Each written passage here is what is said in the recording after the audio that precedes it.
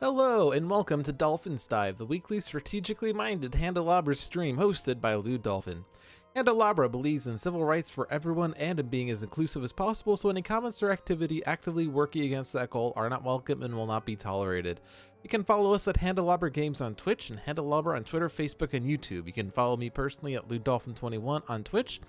On Twitter is Dolphin21, and on Twitch and YouTube, it's Dolphin with no digits.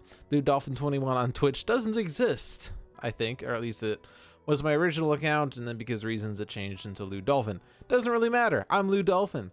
Sentinels the Multiverse, Bottom of the Ninth, One Deck Dungeon, and Aeon's End are available on Steam, iOS, Android devices, and Spirit Island will be as well, because it has been successfully funded on Indiegogo, but there is 1 week left in the campaign to get some stretch goals, so be sure to check out that campaign and contribute if you have not already.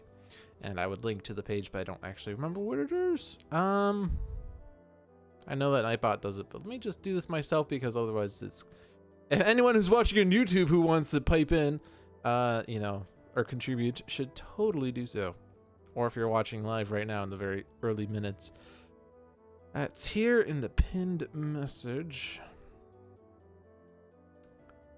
That should work. Contribute to the campaign. We have 7 days left. We have reached 101% of the $40,000 goal. But we are looking to reach the stretch goals, which the 42,000 one is next. We will implement the new playable spirit, including its 4 unique power cards. And then every $2,000 above that are new things. So yeah. Hey, Team Orchid, welcome. Yeah, be sure to contribute if you've not yet, or, do the thing where you do it in the last hour of the campaign or something with all the hype surrounding it, but it was successfully funded, so you don't have to worry about contributing to a campaign that won't succeed, because like all Handelabra campaigns, it has succeeded. All right, we were playing One Deck Dungeon to begin with today. I chose 2 of the heroes with the lowest win rate versus the, dungeon with the lowest win rate, personal win rate, that is, not overall win rate. Hey Seamus, how are you doing? Let me go to the menu to try to show this, I guess. Statistics. So, and let me hide my own video because that's distracting me. So the warrior has 5 wins, the witch has 4 wins. Those are the heroes with the least number of wins. If we look globally, the hero with the least number of wins looks to be the witch as well.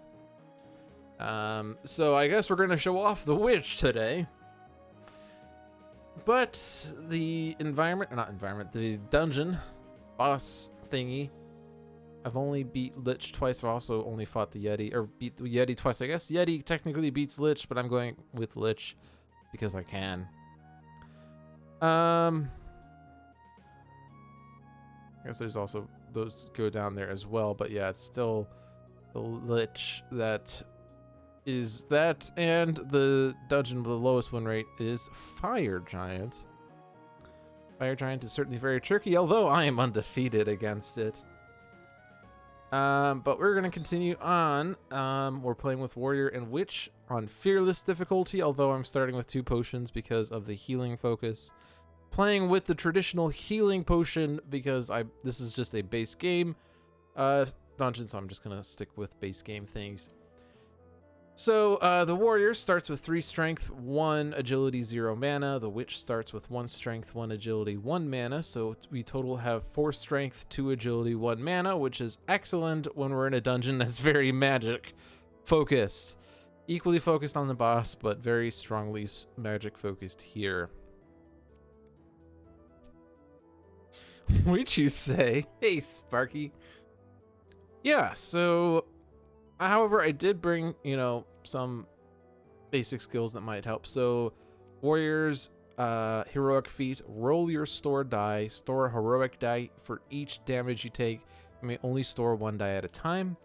And witch, heroic feat, spend 1 time to roll 2 heroics, discard 1 roll die, then roll a strength die if there is an even die in your pool. So, this helps make up for the lack of dice on her base card. Might be worth considering to begin with because we don't have that much dice, and, well, one time isn't too big of an issue. Hey, Licky, how are you doing? So, Fearless Charge is the warrior's first skill. Ignore one time, use before suffering consequences, good for combats. And Witch's Peril skill, your partner may reroll up to 2 dice or gain a heroic 3. And Warrior's basic skill was True Strike, gain a 4 of any type at the cost of 1 strength die, and the Witch's auto skill for Perils, increase 1 of your dice by 1. Went with that one because none of the dice-themed ones seem to work well when you have not much dice, and so I just went with one of the auto skills, which are both Peril types, and I just went with this one because I can. But alright, let's begin the game proper. Starting with the beetle. Okay, lots of singular squares, lots of armors. If any armor boxes are empty, discard this instead of looting. So, we have to make sure we can cover all of them, which isn't really guaranteed. Tempted to flee, actually. Although we can get the heroic feat, of course. We'll get a heroic die and possibly an extra strength die, and hopefully that will cover that 5. The 3 and the 4 with agility is the next hard one. The 3 with mana is also tough. Warrior can give us a 4 though, which can hopefully make up for some of that. But we don't have much mana. We also have this 2 armor here, which is going to be tricky. Screw it, let's do it. YOLO! Ah, no evens. Okay, but we do have a 3 that can cover something. We have a strength 5, we have an agility 5, so that covers some of the agilities. Strength 4, agility 6, mana 3. Well, that covers that 3. I guess the heroic can cover that 2. My agilities can cover those squares. There's a 5 there. And that puts us right here. Some options we can employ to cover the remaining squares. Well, not really many options. The 5 and the 6 probably not going to get covered. We can use True Strike to get a heroic 4 to cover that square.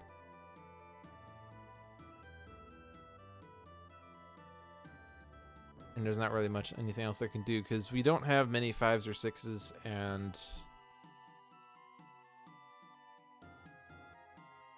I could convert these to a heroic 5, but that's not any better than covering that 4 that we have right now.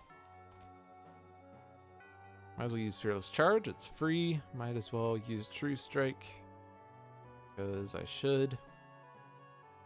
But really, the only thing that can change the outcome is getting a 6, which I can't get. A strength 6 to be exact, because that strength 5 has to go there, so the only options left involve these agilities, in which case I'd have to find other means of covering these squares, which would probably involve this heroic, which is not any worse than that 5. So it's going to just be this, but that's fine. Warrior will take a damage, which stores a heroic die. Spend some time, whatever. And accuracy, a very expensive skill, especially when you don't have any agility dice. A mana die, which, well, goes to Witch. The Ice Elemental. Before the encounter, spend 3 time.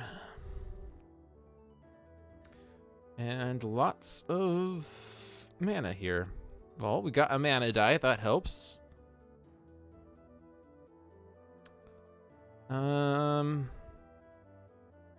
We have strength that can kind of help. This would certainly be a time to use Frenzy. Hammer Smash would be a definite as well. But we don't have many mana dice, and we have lots of mana need here.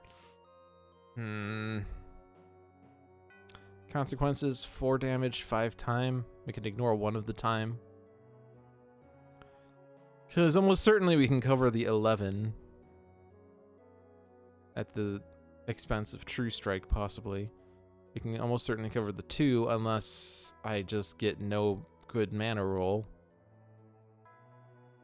So then the next focus would be to try to cover the 4, 5, or 6 in some capacity to minimize the damage. Let's do it. It's early game. Gotta get to the point where we can use healing. And both Warrior and Witch aren't very well developed in terms of progression. They have like a basic skill. I think Warrior can have 1 extra item or skill, maybe. And both of them are 1 step in the healing focus, which means that we start the game with an additional potion. That's it! We have no, like, when you use a potion, heal 1 damage, when you descend, heal 1 damage, like I typically do in my more developed heroes. Probably because I played my other heroes more, or because they won more games. I don't know. Alright, so let's roll my stored die, see what it is. Oh, Chimama, it's a 6. Let's do this because I do want to have more strength if possible. 3, 5 doesn't give me a strength, but it does give me a 5, so that's good. And that gives me some options. Okay, so these combinations would cover the mana and covers all of the damage. I mean, obviously, other than the shield. Fearless Charge, of course. True Strike, probably. If we want to cover that 5, I need to use the 6 to do so. And I can do that because we've already prevented a time, so there's no consequences. Perfect. Good roll. So the skill, spend 2 strength to roll 2 agility and a strength. So it's effectively spending 1 strength to roll 2 agility.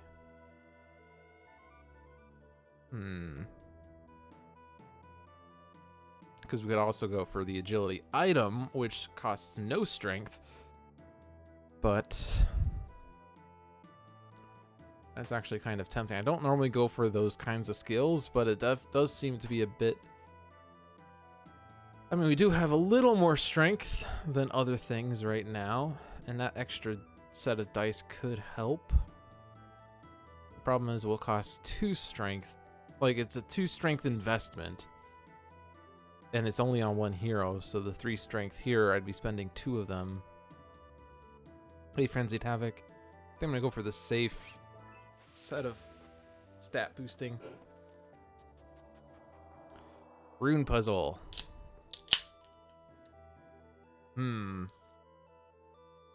Okay, and also, Warrior does not have the ability to equip 1 extra item. I was wrong! Because both heroes are at their item limit. So that's good to know. Rune Puzzle, so spend 2 time to decipher it. We only have 2 mana dice. That doesn't really seem too good. Destroy it. We have 4 strength dice. But that's twice as much as the 6. Now we do have Anti-Hex, which can have the warrior gain a heroic 3, which is valuable, or a reroll if we think that's worth more than the heroic 3. And Ingenuity on the witch's side, which increases 1 of her dice by 1, which will be 1 die if it's destroyed. If we do Anti-Hex, though... Or sorry, if we decipher it, even though we have fewer mana, that means that the warrior automatically gains a heroic 3, which would make this 6 go down to 3, and then I just have to roll a 4 and a 3 with the witch, or be 1 off. Meow. Man, all the people showing up today. This is amazing. I'm a popular streamer. Look, Ma, I'm famous.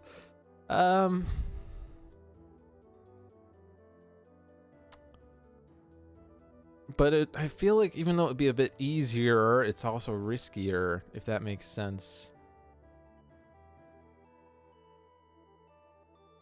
I think I want to destroy it.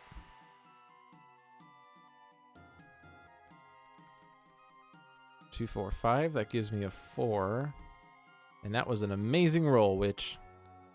Well, that 4 can go there, and...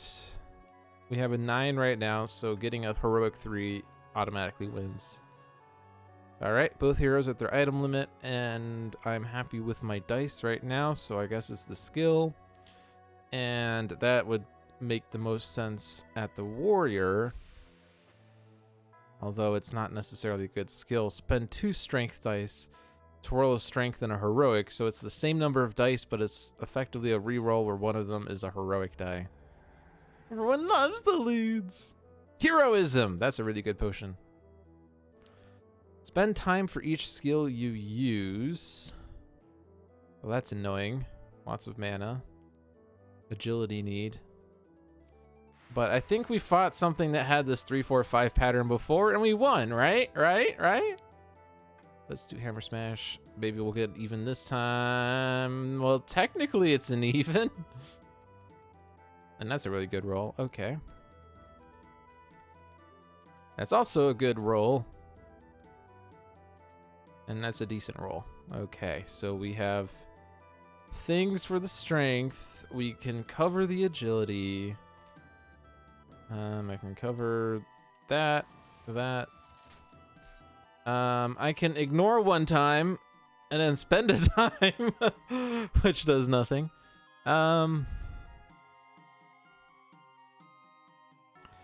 So if I invest in True Strike with this one, I spend a time, but I can cover this 3. And then I can convert these to a heroic. I might as well do that part. Because then, yeah, so I'm spending one time in one, or I'm spending one time and taking 1 damage, but if I go for True Strike, I spend a time, but then I can cover the 3 and take 0 damage. Is there a better way I could do this without using a skill?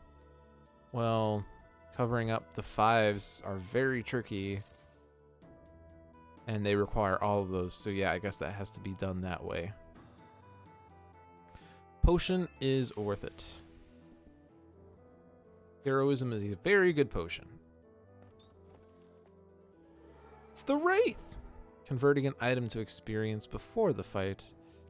Well, there's no agility on this, so I guess it's going to be the warriors.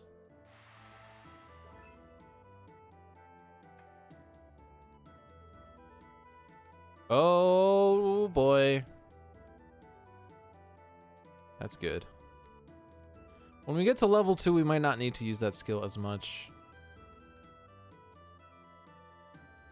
Alright, so that wasn't as strong of a roll, but we do have a 5, we do have a 2. I can technically cover that right now, but I might want to keep that 6. Especially because we don't have a 5 or a 6 otherwise. Persistence. Yeah, let's go ahead and try for that with the 2 and the 3. And get a 6 and a 2. Okay, so that turned the strength 3 into a heroic 6, so that gives me something strong. These heroics or these agilities aren't doing anything, so it probably makes sense to convert them to a heroic. The True Strike, probably. So that 3 can go in there someday. Ignore a time when I can. Okay, so is there a way to do this? If I convert these to a heroic, then I can cover the armor, and then I can cover those squares and take 2 damage, or spend 1 time, or take 1 damage. Well, 1 time seems better than 1 damage. That said, you know, whenever I use my healing potion, I don't heal until I use the healing potion, and I would rather heal 3 damage, you know, and then 1 damage, and I'm sitting on 1 damage right now. And if the warrior takes damage, she gets a heroic die. She gets a heroic die, rather.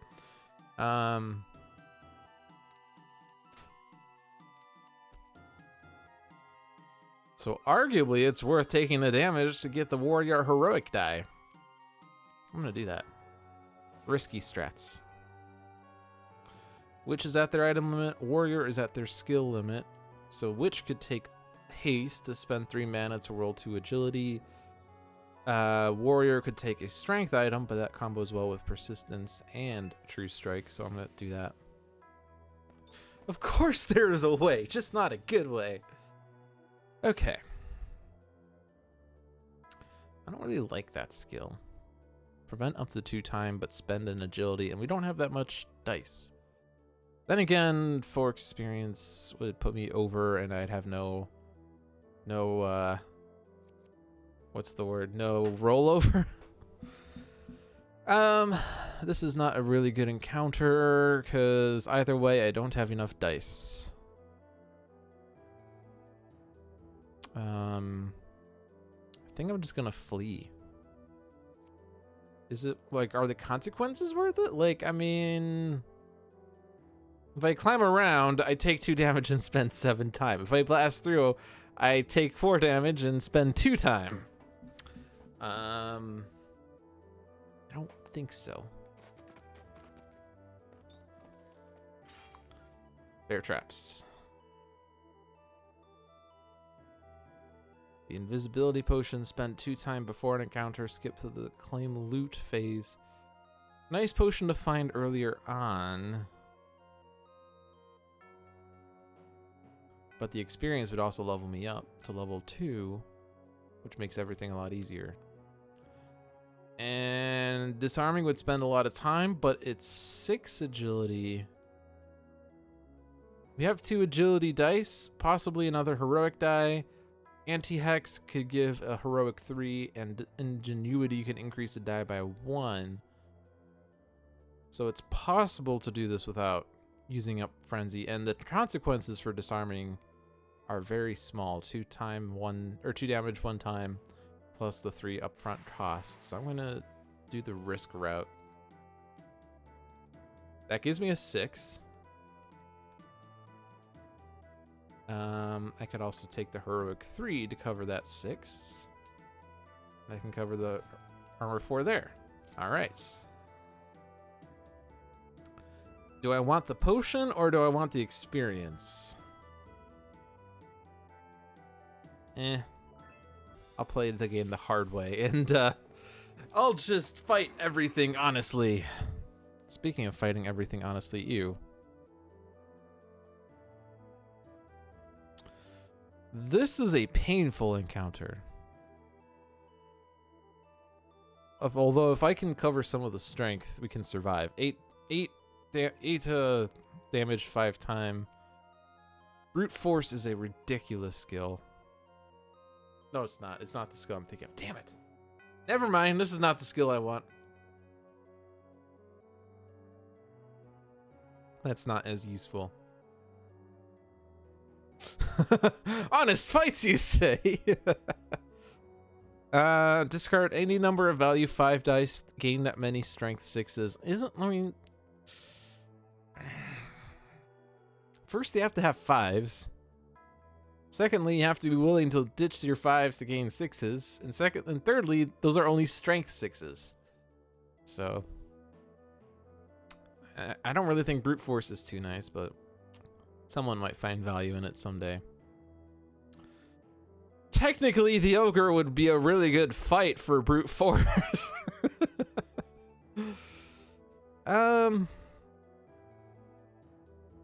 Let's do it. We have heroism. We have witch. We have the base heroic die. We have frenzy. Let's give this to warrior because warrior has skills that require dice. All right. So let's put our 2 worst strength dice into persistence. That was remarkably better. Let's prevent a time so I can ignore the 4, if that ever makes sense. Are there nice ways of doing this? Kind of. Actually, yeah, perfect. So that's how you beat the ogre, honestly. Just throw everything at him. Yeah, I don't want brute force. We'll take that item. And I kind of like throwing all items of one type to one hero, so I'm going to give the witch the mana item, so that if I get mana skills, the witch will be happy to get them. Am I willing to force wall now?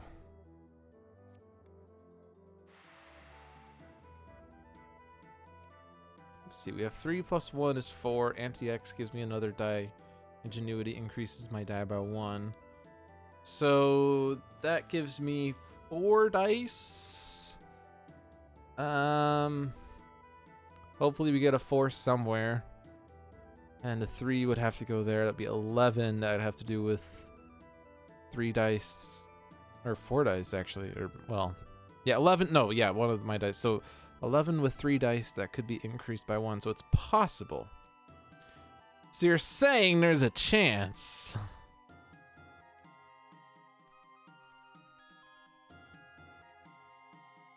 Well, that would increase my die to a 4.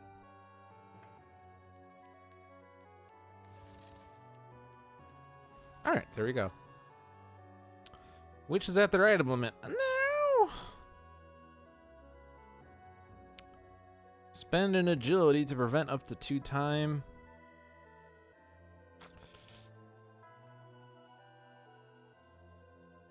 It's expensive, though, when you only have 2 agility dice. But, fine. Warrior will take it. We'll save the space for mana items on the Witch someday. Alright, now this is where the game gets fun. Any 2 rolled are immediately discarded, which, by the way, we have a 2 armor here. So it's really a 3 armor now. And we have the Ice Elemental who spends 3 time. Lots of manas and strengths, which we are a little more spec'd for now. Screw it. Discard any 2s rolled. So, like, yes, all of them. So much for Hammer Smash. Okay, this is why the Lich is at a low oh boy. I rolled, like, what? That was 6 dice. Yeah, I discarded 4 2s there. In fact, I also rolled 2 2s there. Ah! Well, welcome to the Lich's dungeon. Okay, so the game's now picking up. It's rather fun now. Remember when I said honest fights? Yeah, that's not what I meant. Ignore time. So how shall I proceed? If I spend dice into persistence, it's actually possible I'll lose one of the dice. So persistence is now less valuable and probably should just be skipped. We have to figure out how to cover armors, and I feel like we can't cover armors. Like, yay, I covered that one. I can't cover that one. Now I covered that one. But now I can't cover that one. So actually, this is probably a good time for heroism. If I can prevent enough consequences for it to be worth it. Like, if all this does is cover armors and nothing else, it's not worth it. But like, if I use heroism on the warrior to get 2 6s and cover that armor, I still wouldn't have enough to cover that slot. If I use heroism on the witch and I change this to a 6 and this to a 6, now I'd have enough to cover the 11 and then nothing else can happen.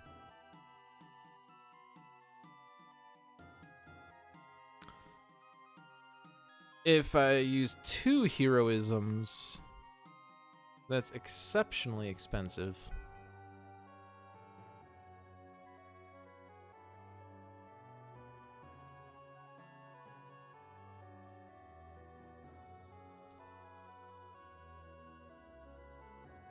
So it might not be worth it to try that.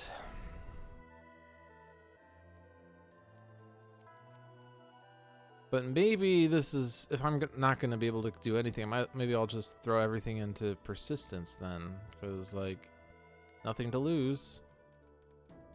Except the strength die. Okay, well, I guess that means we'll take consequences. But we survived. Warrior is at their skill limit, so re-roll 1 of your dice or increase 1 of your dice by 1. It's basically ingenuity, except it works everywhere. Including bosses. Okay. Now's the time to heal.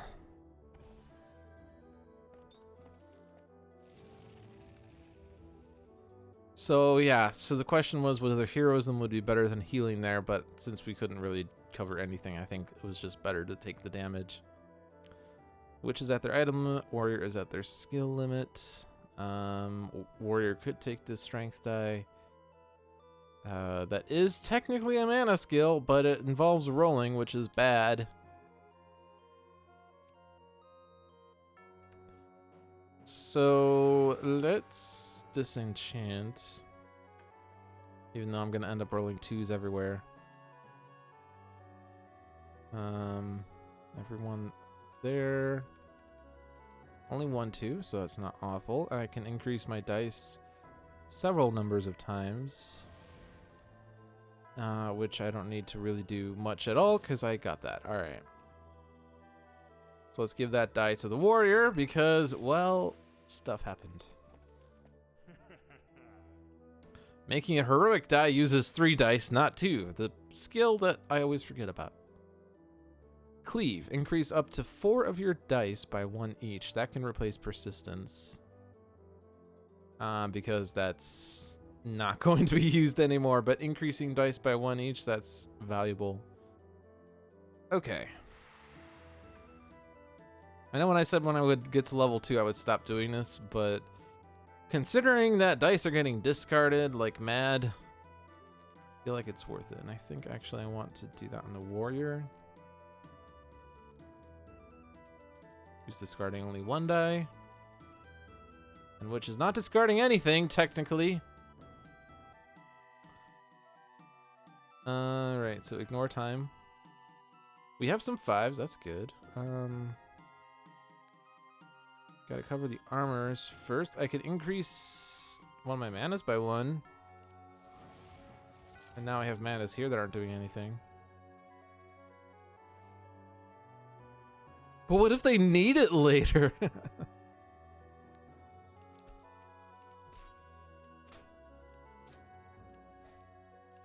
Okay, so that will work.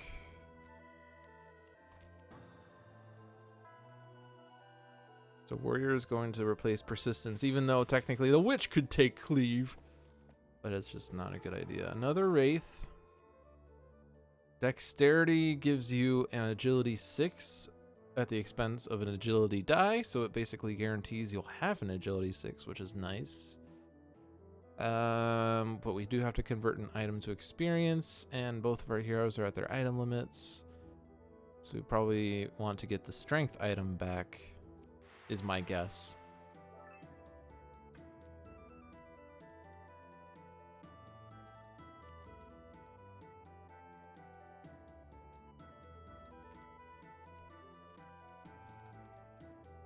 Oh, there's the 2.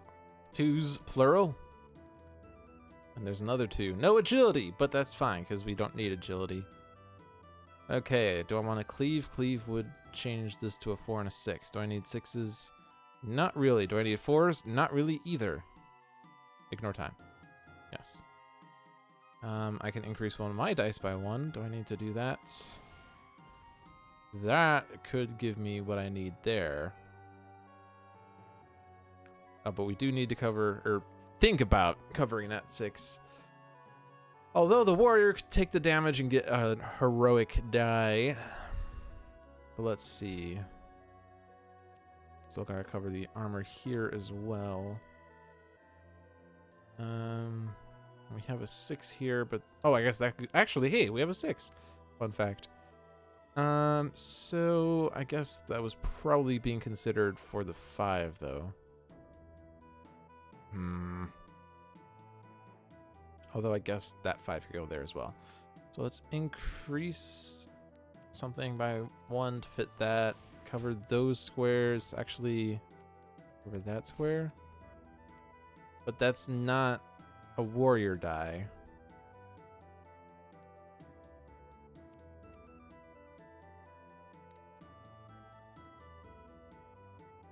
And that can't get any higher. Unless I turn it to a 4. Yeah, that will work. Turn this to a 4. Increase that 4 by 1. There we go.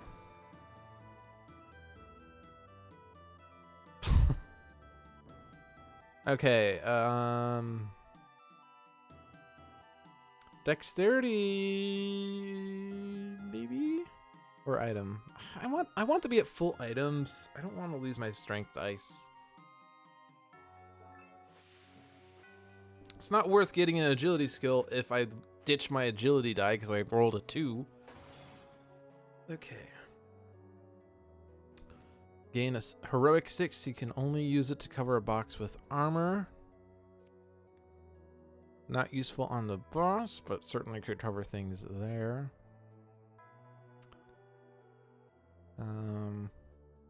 We would definitely be climbing around. That's gonna happen.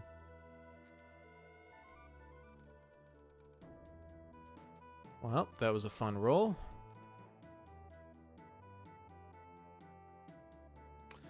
So the witch could actually get a heroic 6, or get a 6.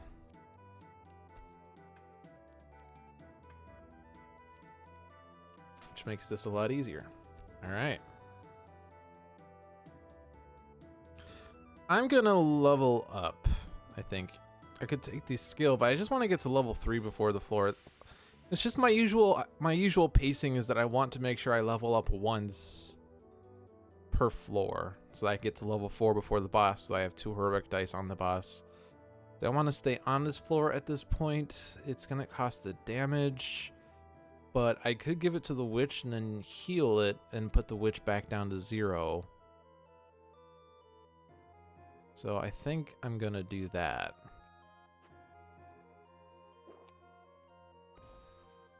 Even though it only opens up really one more door. We could do magic shield, and it won't be too hard unless we discard all our dice. The mana potion? Do we want the mana potion? That's a lot of mana dice. We kind of need agility dice more, though.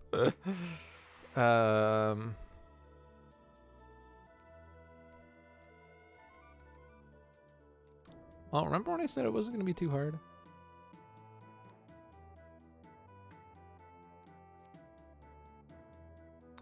That's not going to be a good idea, though. That has to go on the 4. And I have to increase one of these by 1 to cover that. I'm not going to be able to get that 6. That's okay. We'll spend the time. We'll give the damage to the warrior, and we'll heal the warrior. And I kind of want to save my potions for heroism, although now I'm going to use the healing potion that I just said I was going to save for heroism. But that's fine. More cards, more options. So if I clobber logs, we're going to take another damage, and I don't want to do that. But if I dodge logs, I certainly don't have enough dice to do that. This is an agility item and a strength skill that warrior already has, so I'm just going to flee. Not going to bother with that. If it encounters consequences include damage, add a damage to them. That's where we're at now. Plague Rat. So this is the time to fight him when there's no other open door. So we shall. Do I want to use my heroic die here? Well, we still need lots of agility still. So I'm going to do it. And I think I'm going to stop using Hammer Smash. I'm going to pretend that I'm at the point where I don't need Hammer Smash anymore. Even if I'm not, because I'm discarding strength left and right. Or we could just get 5s here. That's interesting. So, how shall we proceed? We need something for that. We need something for that. We need something for these. We need something for that. Something for that. That covers that, and that goes there, and all the squares are covered. All right. Spend 2 mana, gain 5 mana. But spending 2 mana means spending 3 mana because I discard all my 2s. So it's not really that useful right now. We do need agilities though, so we're going to take the agility item.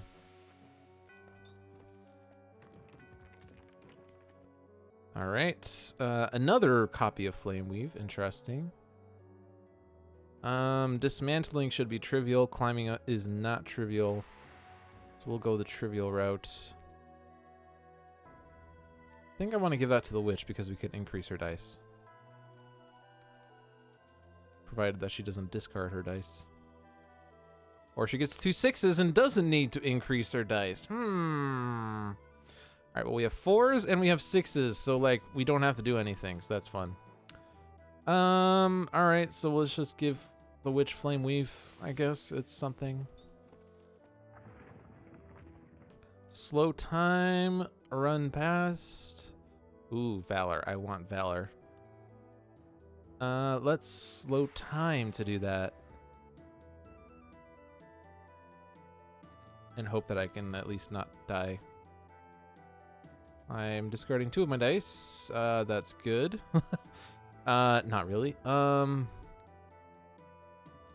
have to cover those 4 somehow. I can give the warrior a 3, but I can't increase that 3. I'm gonna survive, though.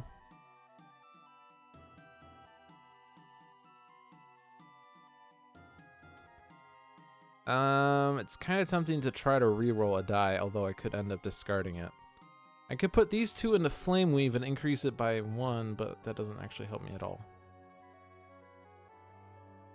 Actually, if I get Flame Weave, I can cover that 4, and then I would not be able to do anything, but it would lower my damage by 1.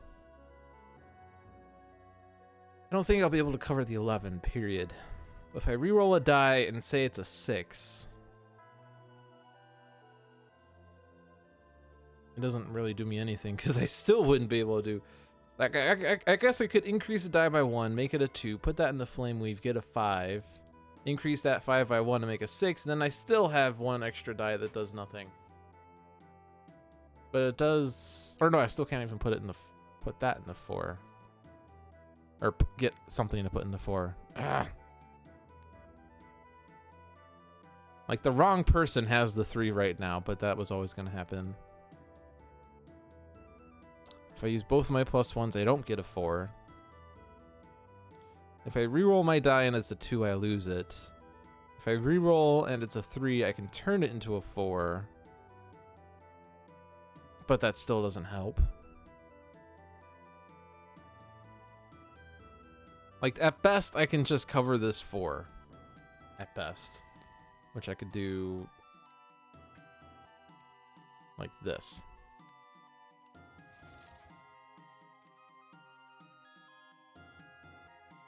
I can't get the reroll and the increase. If I could increase this to 6 and also reroll this to make it a 4, that would be nice. I could use heroism, but I don't really think that's going to help because the problem is... so going back to where I spent my... and this only works on non-heroics. So I guess I could Ingenuity and then Flame Weave and get a 5 or something. And then I could increase these both to 6s. And then I can cover both of those squares. But that just saves me 1 extra damage instead of 3 or something. And that doesn't really help at all. Then heroism can't be used on heroic dice. So I just think it's better to just do that.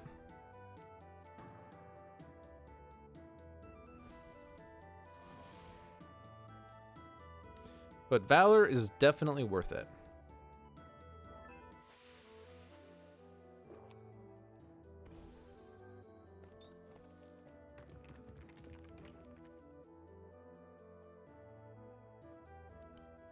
All right. I'm going to dismantle, even though it's extra time. Not going to use that.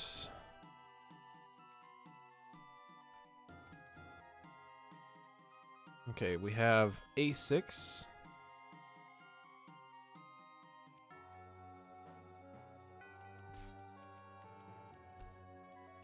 And we have enough to cover. All right, good. Warrior is at their skill limit. I'm not really happy with poison, though. So now's a good time to ditch poison. All right. I'm still quite a ways from level 4, but gain a strength 4, agility 4, then increase one of your dice by 1. That's a good skill. I'm gonna be losing all my potions by the time I get to the boss. I'm gonna clobber the logs just because I'm still not happy with my agility. Too many ones, but we could reroll 2 of those at a risk. No 6s, but I could increase one of these to a 6. No 4s.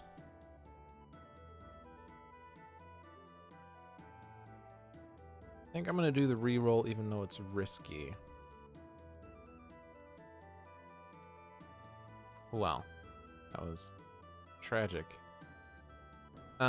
This is where it gets exceptionally annoying. I guess I can't cover that 6.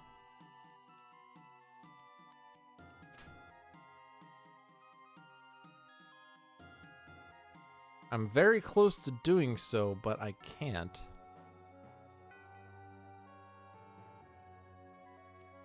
Like, if I go back all the way to this, like, since I rolled, I can't do it. If I re-roll this one, I guess that's the only one I haven't used yet.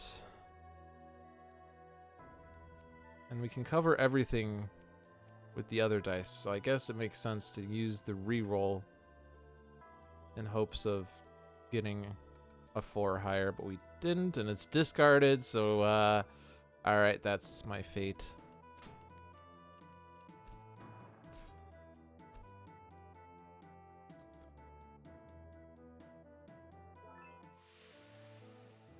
And this is going to do another damage. If I want to get to level 4.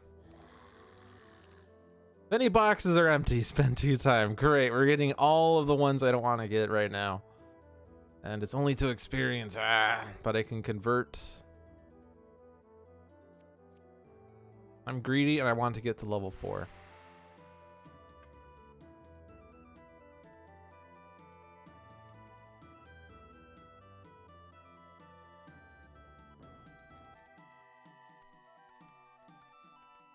And that's not really good. And that's also not good.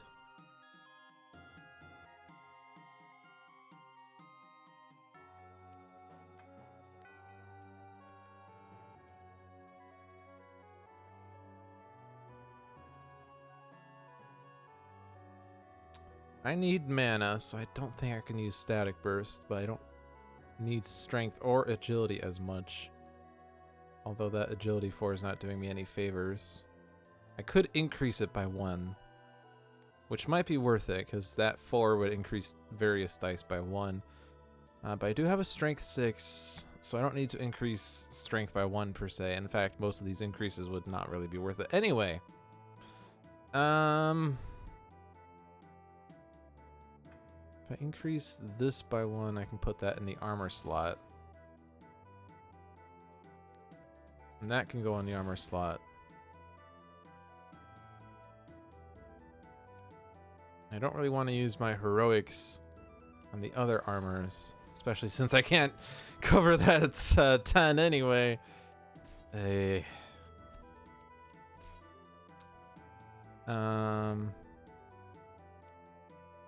So here's where it gets a bit annoying because I can't cover both the 3 and the 5, but I could ignore it a time. Yeah, and then I could increase that by 1. Oh, but we still shoot.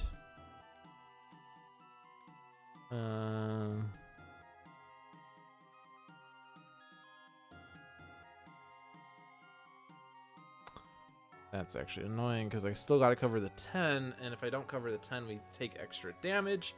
And if I don't cover all the boxes, I spend 2 time, which is extra damage. Who decided to do this fight? That person should be fired.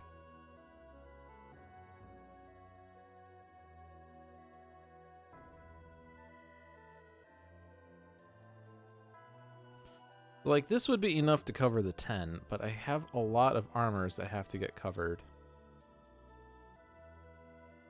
If I increase the die by 1 and I increase the mana, I can make it a 5, which can go into the higher number slot, but the thing is, I'm not really... Like, it's not really going to help me when I still don't really have any other 2s to deal with.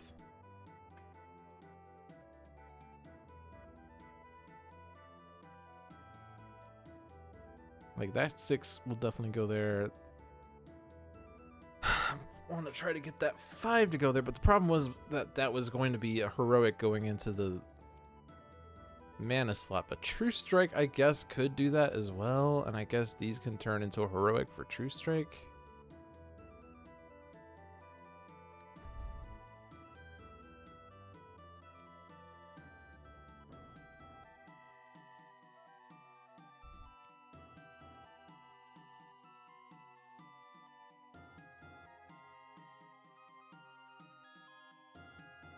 This is an excellent plan, except it doesn't give me all the dice I want after dinner.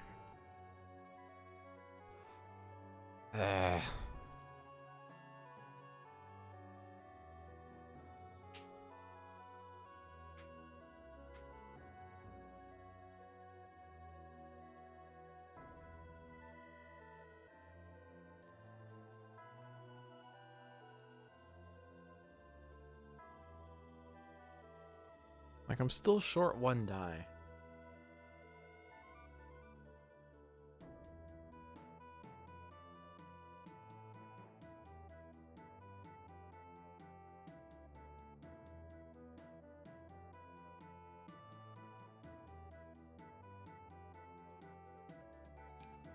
I'm short by 1 die. Could I use Static Burst to get the extra die?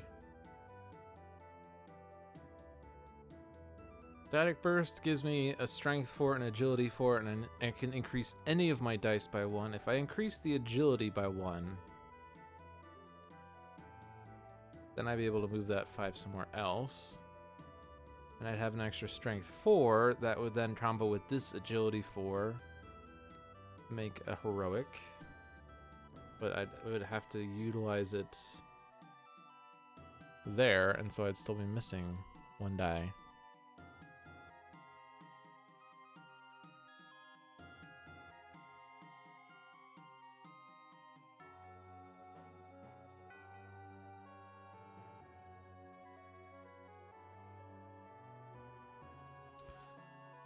See, the strength squares are all covered, so the extra strength die doesn't help unless I can put it into True Strike. But then I won't have a heroic still, but...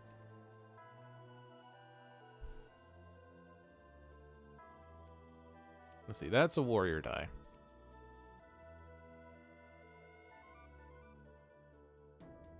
So I could put the strength from Static Burst in there.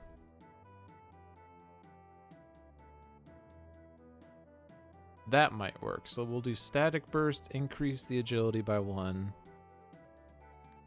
True Strike to get a mana. It doesn't matter, but that has to be increased by 1 still. All these squares get covered. Except for that one. That's the flaw in the plan.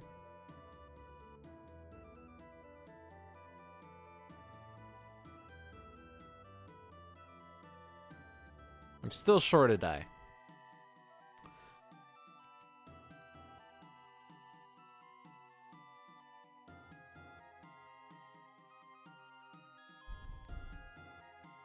I already used True Strike, so I can't really use that again. And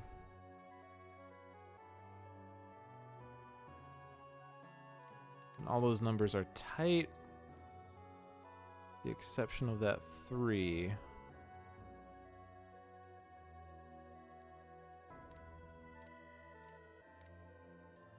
And that 2.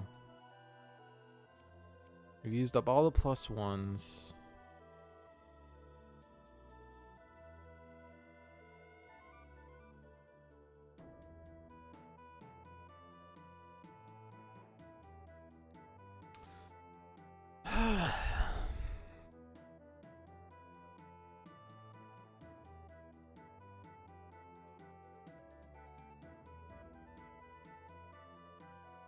This is a tough puzzle here. I like it.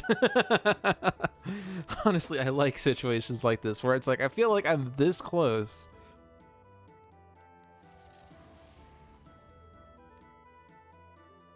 So let's just go all the way back. As far back as I still can.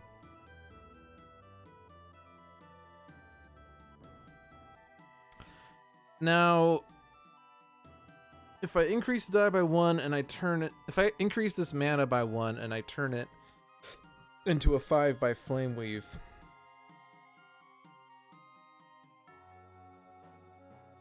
I don't know if that really helps,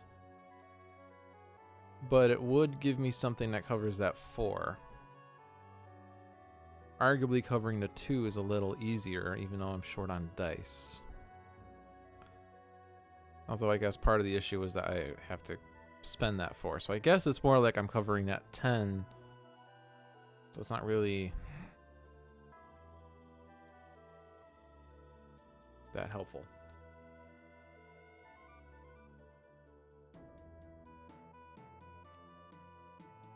Crushing Blow's not going to help, right? I mean, I could use it, but the issue isn't covering the strength.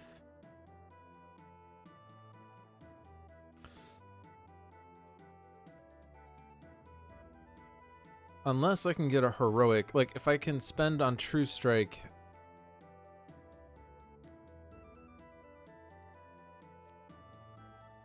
and then get a heroic die. The problem is that we're not able to do the heroic because we're short a die.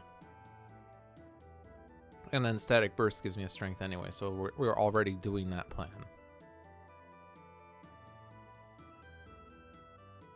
So Static Burst gives me something I can do that for. And Static Burst could be spent with a total of 4, but yeah, we're short on dice is the problem. I keep wanting to do things that I can't technically do. Because it's not solving the underlying issue of I'm short on dice.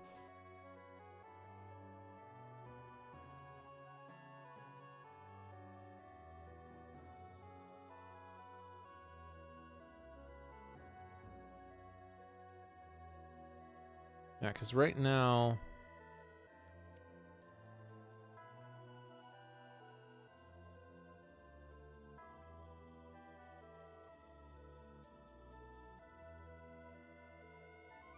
Yeah, right now I just can't really do everything I want to do, because...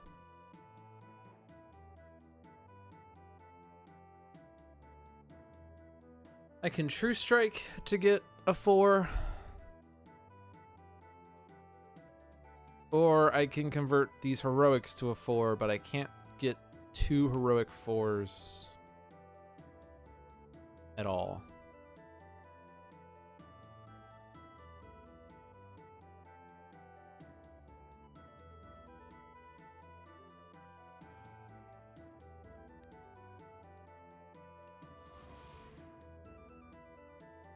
So, like, I can ignore a time, but it's not going to ignore the 2 time part. So, like, if I ignore the time and I don't cover that 3, I'm still going to spend 2 time, which is going to involve a heart of damage, which isn't, like, the worst thing in the world, but I just want to cover all the squares, damn it. Because I'm tired of consequences.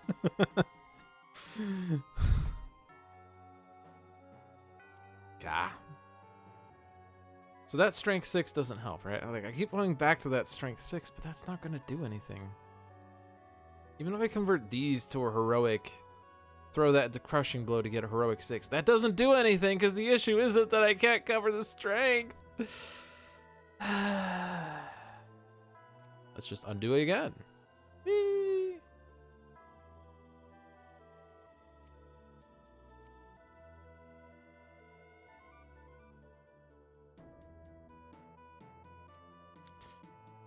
It's just annoying because, like, I have to use this mana in some capacity, I feel.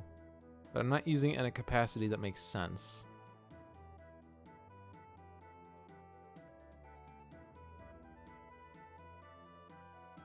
Currently, I'm plussing 1 and throwing into Flame Weave, but that's... I don't know, I feel like that doesn't really make sense. Is there another way I can proceed that makes sense if I don't do that route?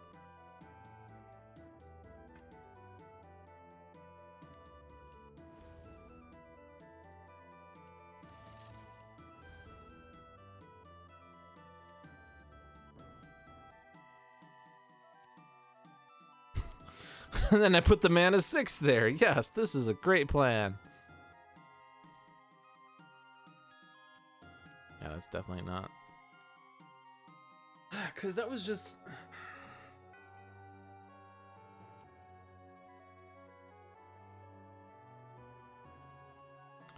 Does it make sense to put the mana, the heroic 5 here and use the increase from Static Burst elsewhere?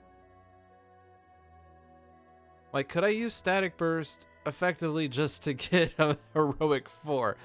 Well, that's kind of a waste, but I guess, like, if I do that, I get the mana 4 back, but I still get a die increase.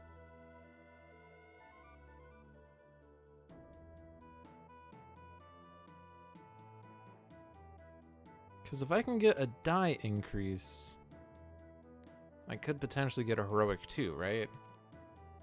Maybe? After all is said and done.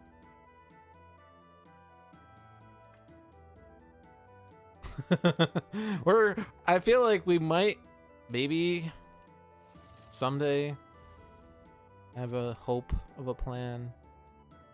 One of those had to go into Static Burst. Increase that by 1.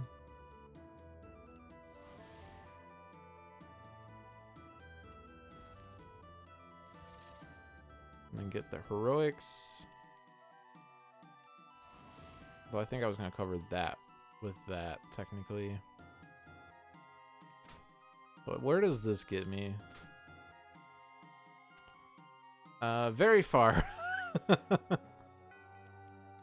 I think using the 4s to make a heroic doesn't help because I'm still short a die, right? So, because using Static Burst, where both the Strength 4 and the Agility 4 go to cover squares, was the better use of Static Burst.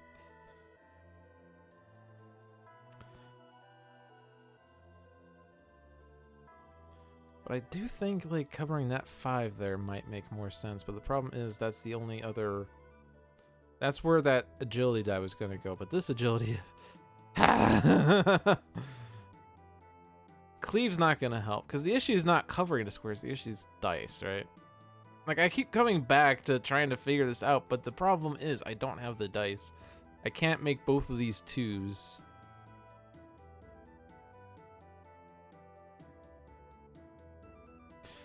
Welcome to Dolphin's Dive, where I spend 30 minutes on this encounter. Trying to make the impossible happen. Just too many armors.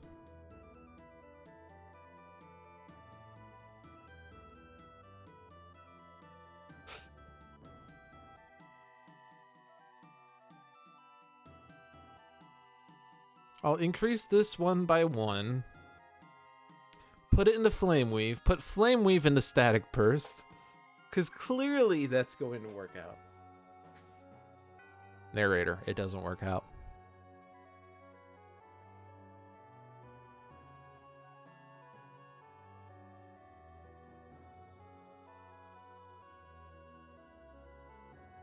I mean, that's going to be identical to what I was doing earlier, though.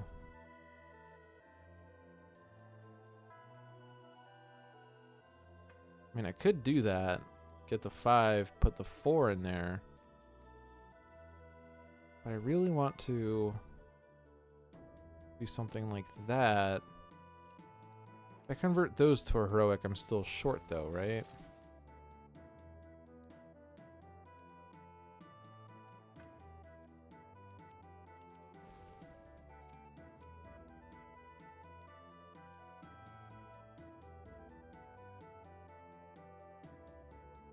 Because I don't have the dice where I want it.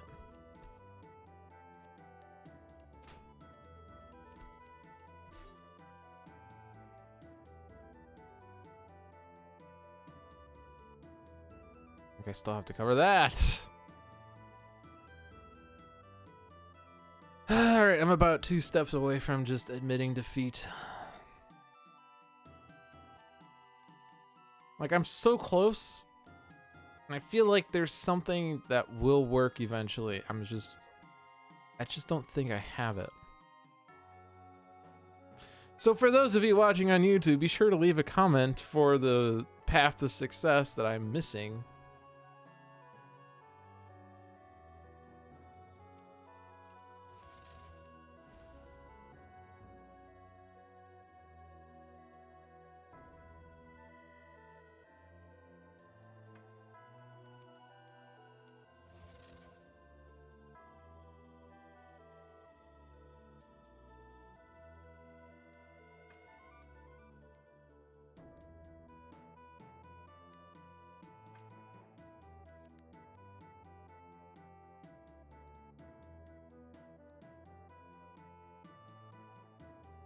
Defeat is only bad if you don't learn from it.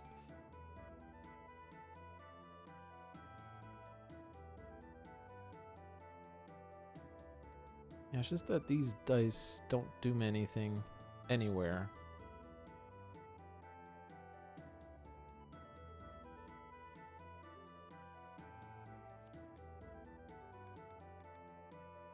So silly, because like these twos should be so easy to cover, but I can't get them covered.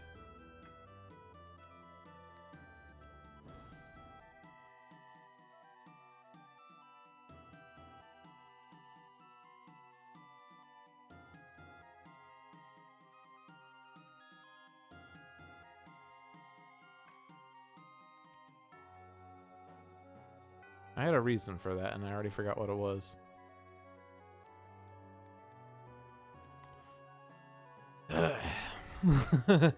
Alright, so what's the path that makes me not cover that 3? Because that's the one that will have the least consequences.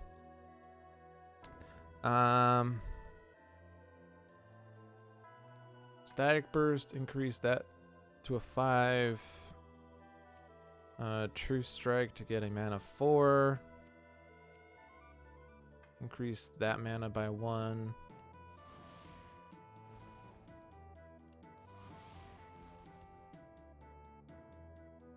I don't know if that was it, though.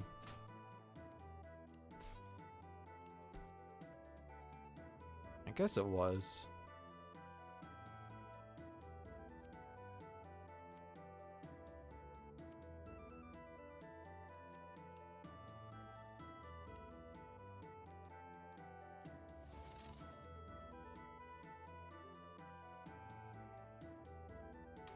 All right, I did my best.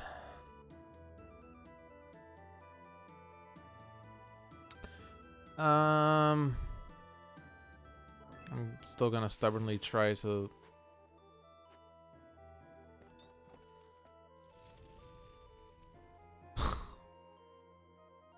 If I beat him, I get the 4 experience I need to get to level 4.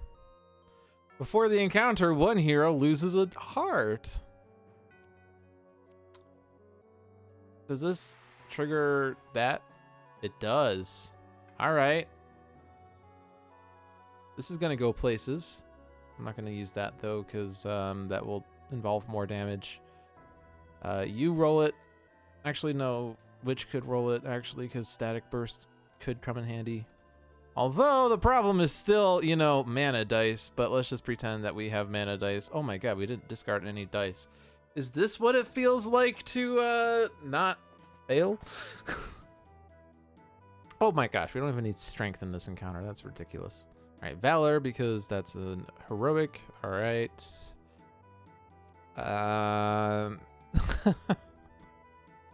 Okay. Increase this by 1 so I can cover the 2. Is there a way I can cover 3 without being terrible? Let's ignore time. That. So I could ignore that mana 3, maybe. 6 something. 6. That. Cover that.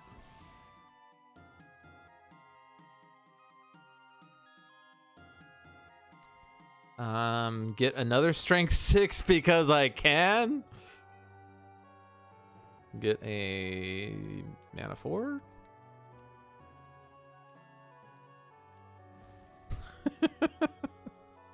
Man, look how easy this encounter is versus the one before it that wasn't even that hard. Anyway, all right, we'll take the experience. We'll level up, and we'll fight the boss, and hopefully survive. So the good news is we are not we're not going to be discarding our 2s anymore. The bad news is that every time we cover a box with a skull, we discard it. So even though these are 3s, they're hard 3s to cover because we need dice for them. And you know, we don't really have dice. And we have 1 potion. Is healing more valuable than heroism? Is heroism going to prevent me from losing? Maybe it can get me enough to cover 17, 16, or 15. I'm going to bank on that. But I feel like we're short on dice anyway. Okay, we have 6s. We have another heroic for fun. Got me a 1, which is tragic. Alright, so what do we want to do?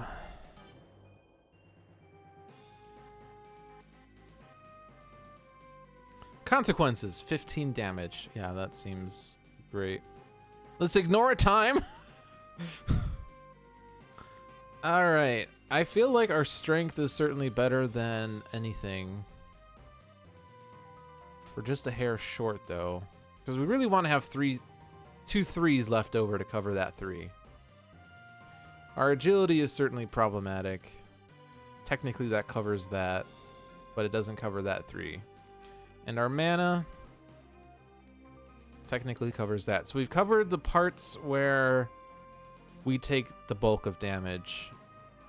Now, is there a way that we can then proceed to cover these 3s? But we didn't use any skills to do that. So, like, for instance, we can Crushing Blow to get a 6 there, and now I can remove a 5. And now I have stuff for those 3s. True Strike could be used to get me another die for some other color. Static Burst would cost a 4. But if I use Static Burst and I increase this by 1, and that is your color, that's good to double check, then I can put this in that mana slot. This gives me 2 more dice, 1 strength, 1 agility.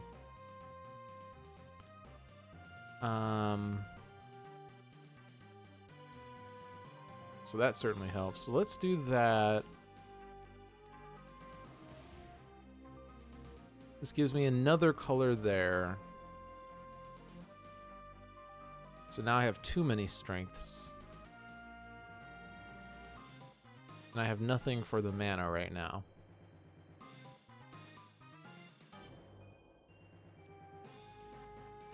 We didn't use Cleave.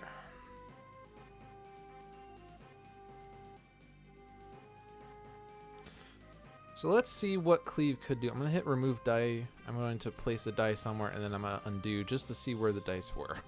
Because if I hit remove dice, it doesn't actually line up all the dice from what was currently on the floor. So I could use Cleave with like this heroic one, and I can increase some of these by 1, provided that it better covers these squares. That's really the only use for Cleave, really. But certainly, what was previously contributing only 1 can help contribute 3 more.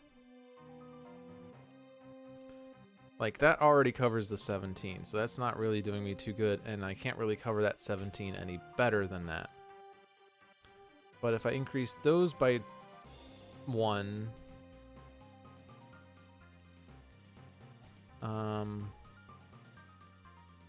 I'd be at 21. I could remove 5, except I guess it'd be that one that would be removed. So I get 1 of those back.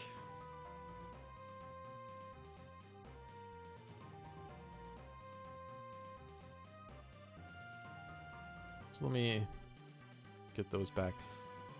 So it seems like I want to increase these by 1 increase this one by 1. Although I think I was already going to True Strike, but I guess that one can go into True Strike. This one can go into Cleave. And this 3 isn't going to do me anything though. So the other part, the last digit of Cleave doesn't really help too much unless I use it to increase the True Strike number by 1. In which case that covers one of these possibly more tight.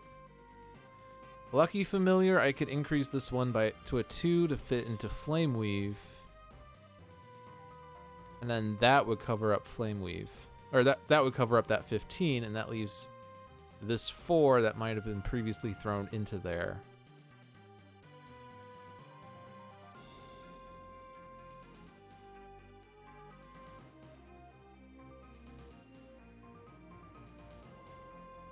So we might be able to do this. I think I should just commit to it, right? I think we have it.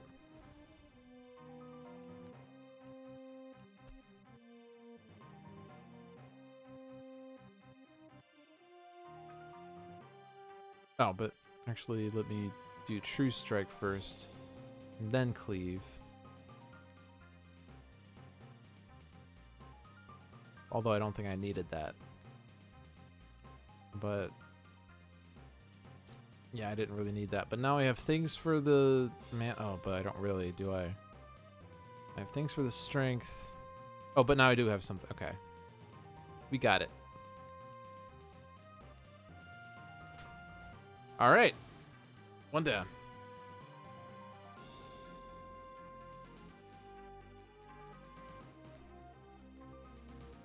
So we just have to cover 2 of the 3s and cover all the other squares in order to survive this round.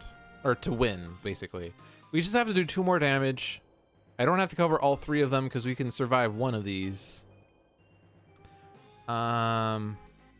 I would not be able to survive even the 17 and a 3, though. But we could survive just the 17, right? We could have Witch take the extra damage. So I can cover all of the 3s and a 16 and a 15, but I can't. Yeah, so that's where we are right now. So Crushing Blow probably should just be done. Fearless Charge technically should be done. Static Burst, I guess, made sense. I could increase a die off of that by 1. But you're, other than, like, that covers that tightly.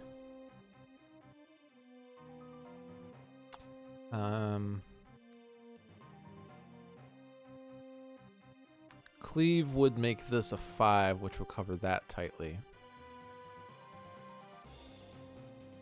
And that would probably increase these.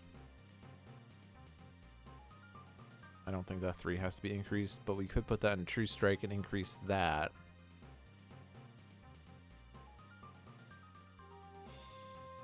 But where are we right now? The agility's covered. So let's...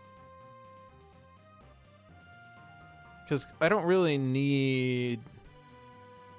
Like, yeah, True Strike will already give me whatever, so let's just... Whatever. Let's hold off on that just yet.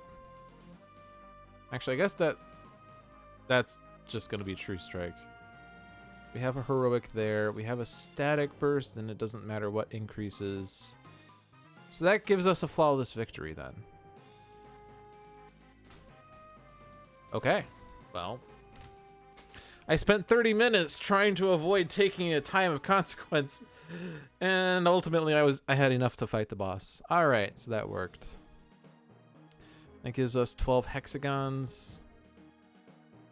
I kind of don't want to waste them on circles.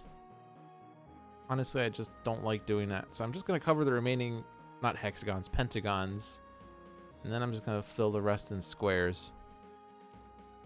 Because it just feels like I should put them in the highest most thing. The Witch is already done with the pentagons, so you're going to do squares. Yeah. I mean, I could put them in circles and try to get more skills here, but...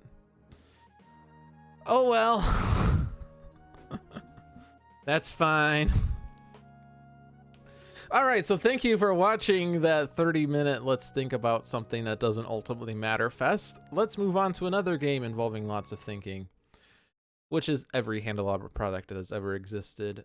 But, I've been thinking about how I want to manage my stream these days, because it's been kind of hard to figure out between One Deck Dungeon and Aeon's End and Sentinels how do I want to play these games. I think I'm basically going to alternate between a Sentinel stream and a One Deck Dungeon and Aeon's End stream. So last week was Oblivion week, or Oblivion month, or no, Oblivion week technically, because it's the first, yeah, whatever, first Friday of the month. It was Oblivion day. But that was such a long stream, by the way. This one's gonna be much shorter. Anyway, yeah, I think I'm just going to have Aeon's End and One Deck Dungeon be, you know, just part of the combo. And then Sentinels, I'll just commit to a full day stream, so that I can, you know, progress more with the summer/fall/winter of the challenges that hasn't really been progressing too much because there's just not enough weeks in a month. But yeah, we're gonna just play Aeon's End, and I'm just gonna hit quick play. This is the game. And I think it's yeah, we're still on the beginner. That's good. So we're playing with Jian and Mist, so it's the tutorial heroes or breach mages. We're playing against the Prince of Gluttons, who I had issues with before. Press quick play, instantly nom a card. Okay, so let's see. So Jian gives me Black Mirror. Cast any player's prepped spell without discarding it. Then cast that prepped spell again to double up on spells. Mist gives me draw 4 cards. Mist's unique is gain 1 ether or cast any player's prepped spell. And Jian's unique is gain 1 ether and gain an additional ether that can only be used to gain a gem. And yeah, and Jian starts with 2 opened breaches, and Mist starts with 1, but the other second tier is half open. Okay, so Prince of Gluttons set up. The top card of each gem supply, starting with the most expensive, is placed face up in a pile. This pile is the devoured pile. When Unleash happens with 2 players, devour 3 cards from the least expensive supply pile. When a card is devoured, it is placed on top of the devoured pile, even if the devoured pile is empty. Cards may be gained from the top of the devoured pile as if it were a supply pile. The players may look through the devoured pile at any time. Cards in the devoured pile cannot be devoured. Prince of Gluttons does not start a devour on an empty supply pile. When Prince of Gluttons would devour a card from a supply pile that is empty, Gravehold suffers 2 damage per card instead. When all supply piles are empty except for the devoured pile, the players lose. So he's eating up all the gems, and this decision is just, do we want to eat the Diamond Cluster first or the Searing Ruby first? I'm going to go for Diamond Cluster because I fought the Prince of Gluttons once on stream. I think I also fought him once off stream, and I lost both times. So I don't really know what a good strategy is, but I think it's a little more preferable to gain cards off the devoured pile than it is to gain them off the supply piles, because the supply piles contribute to the loss condition. And yeah, he will continue to do stuff. So devour 2 cards from the second most expensive gem supply pile. Any player suffers 2 damage. So I'm gonna focus more on Searing Rubies, although I could put 2 Diamond Clusters on top of the devoured pile and gain them a little more quickly. I don't really know what a good strategy is. Aeon's End in a nutshell.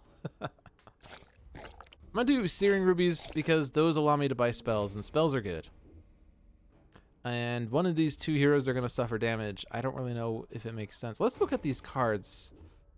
Diamond Cluster, gain 2 ether. If this is the second time you have played Diamond Cluster this turn, gain an additional 2 ether. Searing Ruby, gain 2 ether. Gain an additional ether that can only be used to gain a spell. Clouded Sapphire, gain 3 ether. If this is the first time you have played Clouded Sapphire this turn, any ally gains 1 charge. Flexing Dagger, the next time you focus or open a breach this turn, it costs 3 ether less, or destroy this, deal 1 damage. Focusing Orb, focus any player's breach, or destroy this, Gravehold gains 3 life. Mage's Talisman, gain 1 charge, any ally gains 1 charge. Ignite, deal 2 damage, any ally gains 1 charge. Chaos Arc, deal 3 damage, deal 2 additional damage for each prepped spell in an adjacent breach. And Planar Insight, deal 2 damage, deal 1 additional damage for each of your opened breaches. I feel like there's gonna be a lot of charging in this game. I don't know why, I just feel it. So there's no healing, and you're doing 2 consecutive turns, so that's great. Any player that suffers 3 damage or devour 3 spells from any spell supply pile. Well, if you devour spells, I can just gain them, which is kind of what I wanted to do anyway. And I can gain 3 ignites, which will gain me charges, which will work in the long run, right?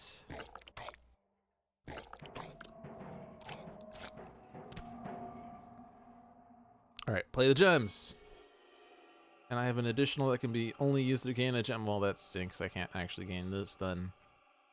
I'll play my 2 spells.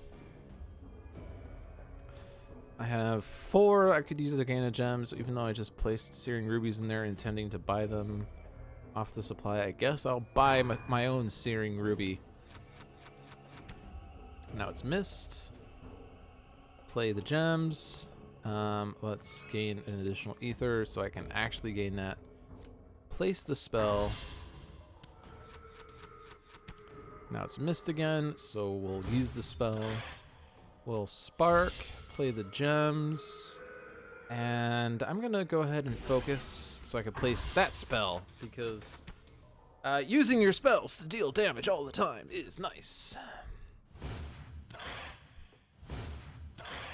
Okay, so play the gems, play the spells, and I only have 3 ether this time. I can't actually afford any of these because, oh, I guess I could get the Flexing Dagger. But that's what he's going to be devouring first anyway, right? It's the least expensive supply. But I guess he's going to devour 3 cards from it, so we don't want him to really devour twice because that means Gravehold will take 2 damage. So I guess I'll purchase the Flexing Dagger just because we need to purchase it twice at some point to not have terrible things happen. Maybe, I don't know. Play the gems, gain the ether. We have 4 ether, so I can gain this. Place that. Alright. To discard, destroy a card in hand that costs 2 ether or more. Power to unleash. Any player discards 3 cards and then draws 1 card. Okay, so that's not going to happen right away. But we can think about what we would want to do with that. These are just zeros, right? So they don't count. Your next draw is going to give you an ignite. You have a Searing Ruby. So we kind of have to decide. I guess we could destroy a Flexing Dagger. I guess that would probably... Yeah, we'll do that. Yeah. Play the gems. I have an additional ether for a gem and an additional ether for a spell. Well, I'm gonna take that spell. I still have 3 ether. I can't get the Searing Ruby. Yeah, actually I can't really get anything, but I can get the Flexing Dagger, so there. Then I can put that spell there. The order of discards do matter. I've not really been paying attention to them enough. Thought Biter. So any player suffers 2 damage or devour 2 relics from the least expensive relic supply pile, and I don't really want to do that since we've been setting up Flexing Dagger for him to devour from, so I want to take out that minion. Let's reduce the next focus open cost, and it's only this turn. So I guess I'm gonna focus that. Might as well put a spell there, play the gems. But I can't afford anything with that, so I guess I could charge. But nah.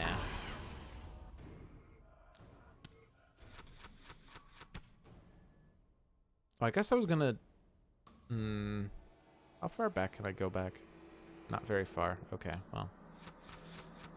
I was going to destroy that 2 card for this, and I forgot. So much for that. That gives a charge there. That's good. Let's put spells down for next turn, and let's hope that I can destroy this. To do that, I would destroy that. Yeah, that can work. Okay. Play the gems. So, can't do too much with that. I can't even focus. So one of these spells are just gonna stay with me. I can charge, or I can purchase a Flexing Dagger. I'm just gonna charge. I go again, deal 1 damage, deal 2 damage. That takes out that guy. Good. And that provides a charge there, and I can damage the Prince of Gluttons now. Play the gems. I now have 4 ether on gems, so I could purchase a Searing Ruby and put my spells down.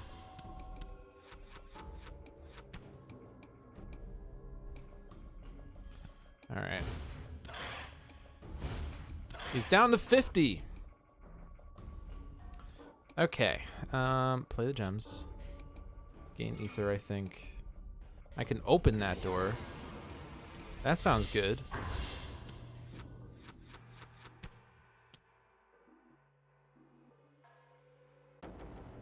You kind of hate how the prince just pulsates randomly.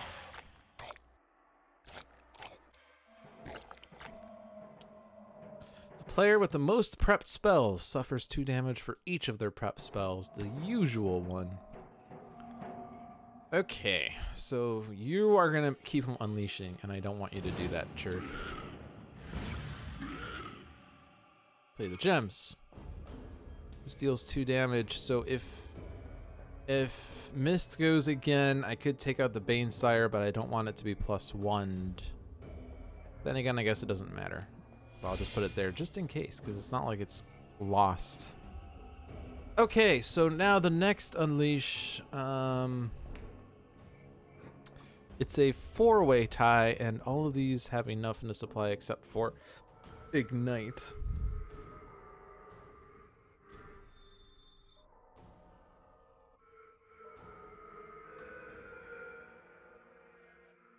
So I think I'm just gonna charge this. Okay. We can take out the minion.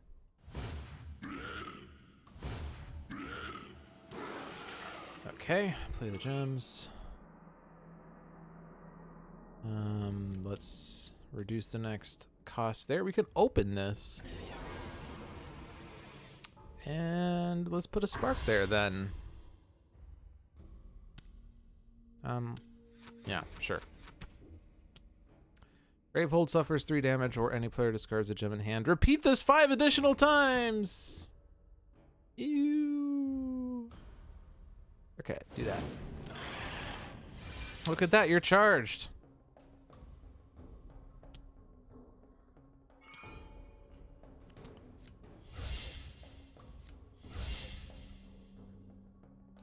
Three ether.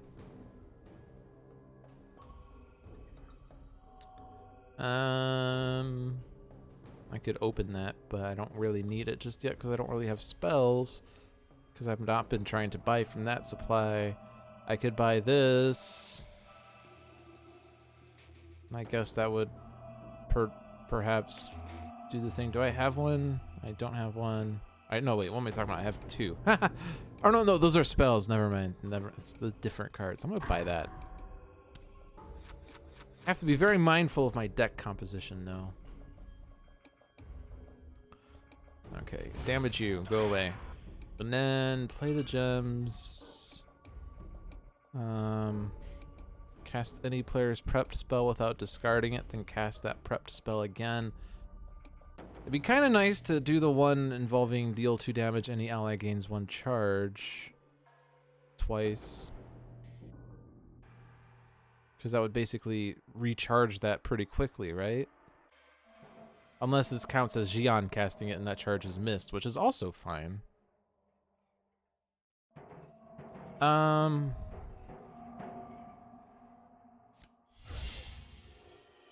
Although it says any player's prep spell, so that includes myself. So I could do it on myself right now and get mischarged. How about that?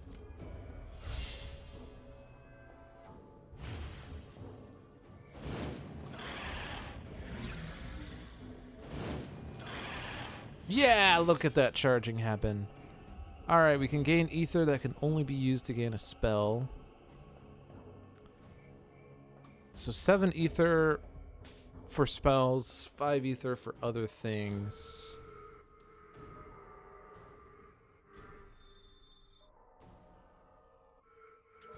I'll get an ignite.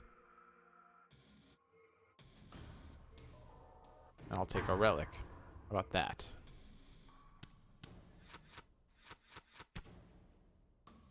Now Mist's full, which is good because I'll be able to get Jian more cards to get more gems to discard.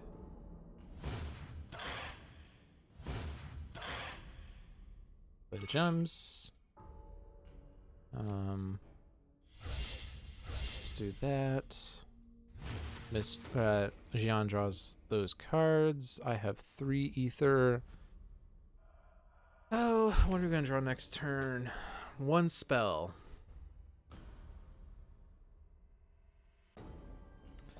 We're gonna get a flexing dagger that can easily open up that. So I don't really need to do that myself, so I'll just keep taking from the devoured pile.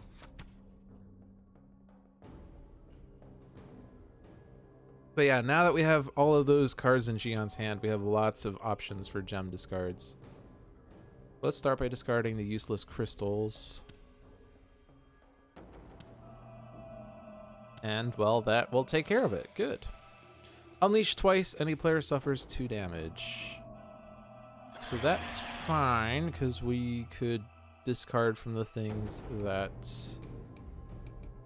so Searing Rubies we can chomp on. And that empties that pile. Which one would we want more of? I don't want to do Ignite, because then Gravehold will take 2 damage twice? Yeah. Which, I mean, like, Gravehold hasn't taken any damage yet, but still want to try to avoid that as long as I can. I mean, we do have Focusing Orbs that can have Gravehold gain life in this game. But... yeah, let's do Focusing Orb.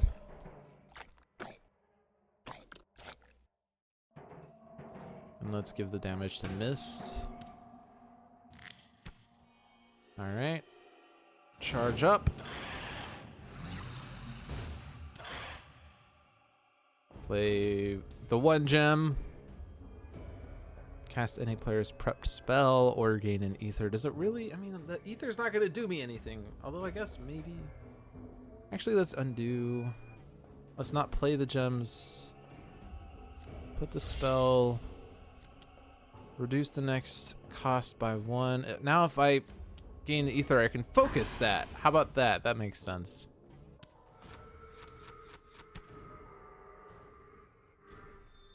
Also, that is going to go off on the next Glutton turn. But we're doing fine on health. I mean, I could play all 3 of my spells and take 2 damage 3 times. That might not be a good idea. I'm going to charge him.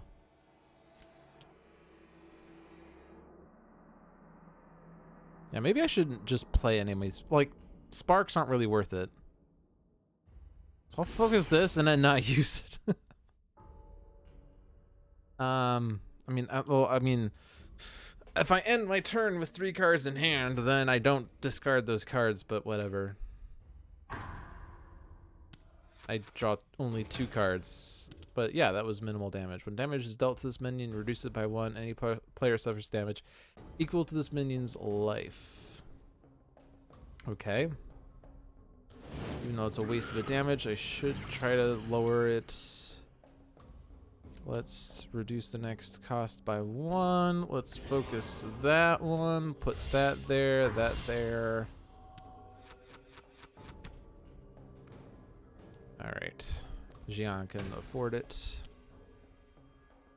Needlemaw. Gravehold suffers 2 damage. Gravehold hasn't taken any damage yet.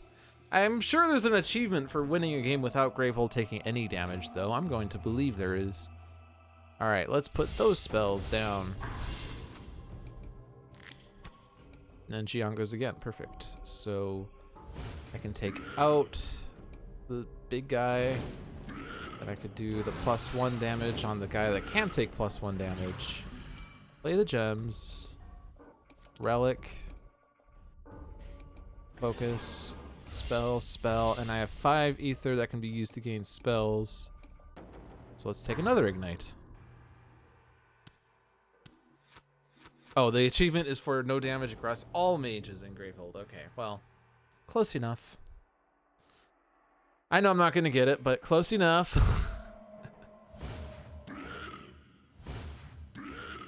Okay, play the gems. Ooh, I could open that. Let's open that.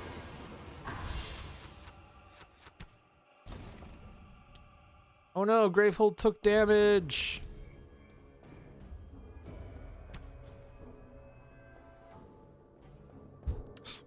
I only have gems.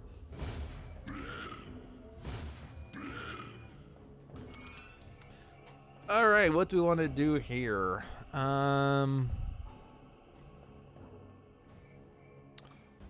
If I Black Mirror, I could take out Needlemaw immediately.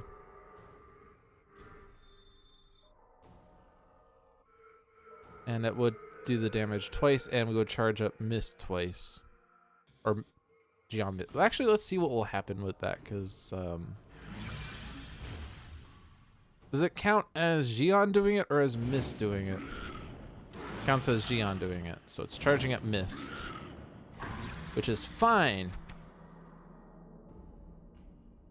So ultimately, that didn't matter because I could have taken him out on my own turn, except for Mind Guzzler, but whatever. Play the gems. All 1 of them.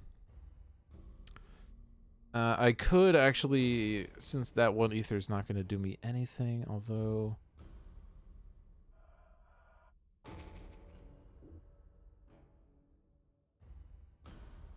Let me unwind, because I could put a spell down, and then I can cast the prep spell. That charges up Jian. And then I can reduce the next open focus cost by 1. And now all 4 of my breaches are open, so I could just deal 1 damage now with that so that the card's not a waste.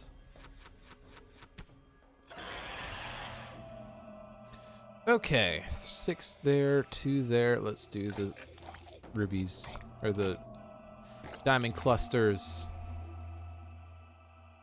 Gravehold suffers 3 damage, devour a gem from the most expensive supply pile. Okay. Play the gems. At this point, I'm just going to charge that, activate it, and then put those down. That will take you out. We now kind of want to focus more on spells, right? Because all my breaches are open, so I don't need gems as much, but I would like spells or charges or other things. Guess what? I can't afford my spells. So charge.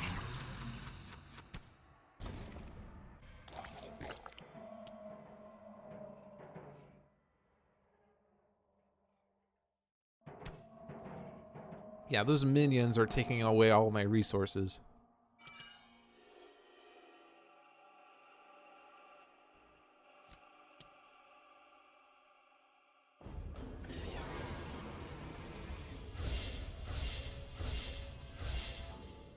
So I have 7. Well, okay, that's very conditional. I have an additional for a gem. I have 2 additional for spells. So I can't afford that. I could afford Planar Banishment. All of my breaches that are open. So that's like 6 damage, right? That sounds worth it.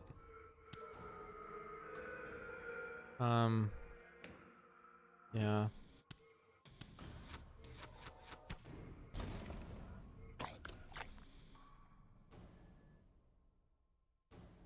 Two damage is fine. Whatever.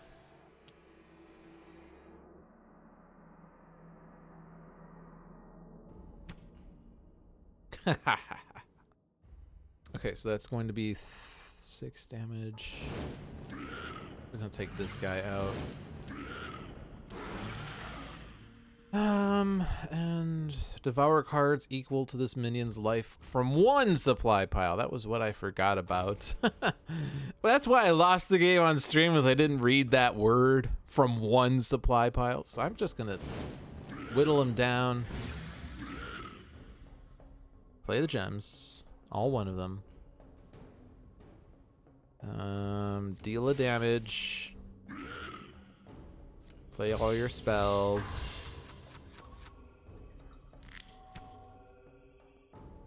Okay, so I could take out the minion. I can damage you. And I can do Planar Insight and the gems. Can't afford a spell with that, so let's charge.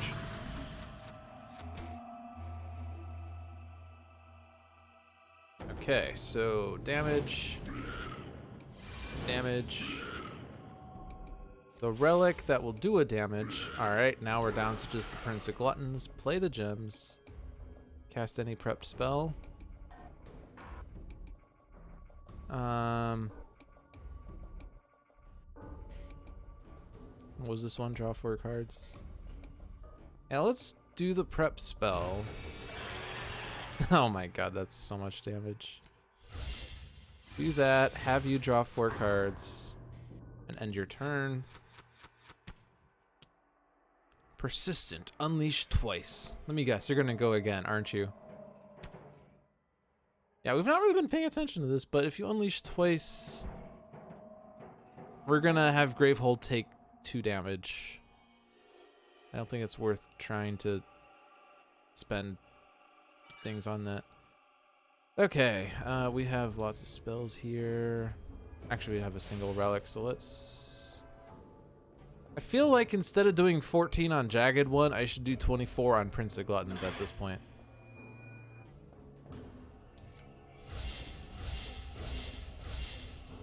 Cast any player's prepped spell without discarding it, then cast that prepped spell again. Yeah.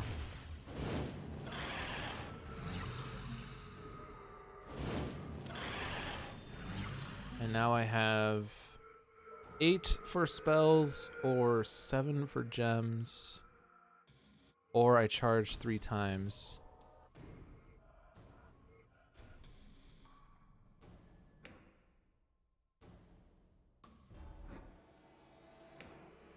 I want you to get that spell and cast it twice. So let's do that.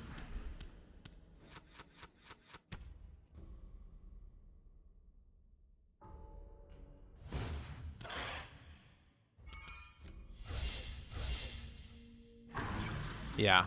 As long as he doesn't do something outright terrible, it's fine.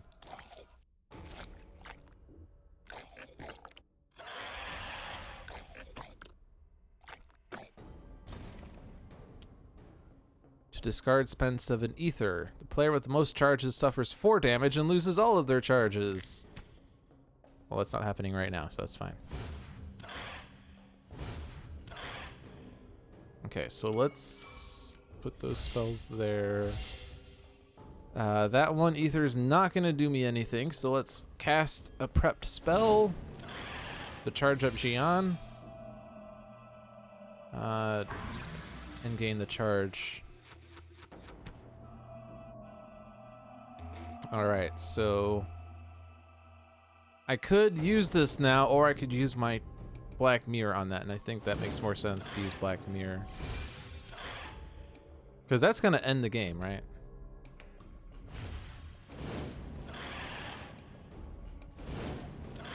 We have defeated the Prince of Gluttons!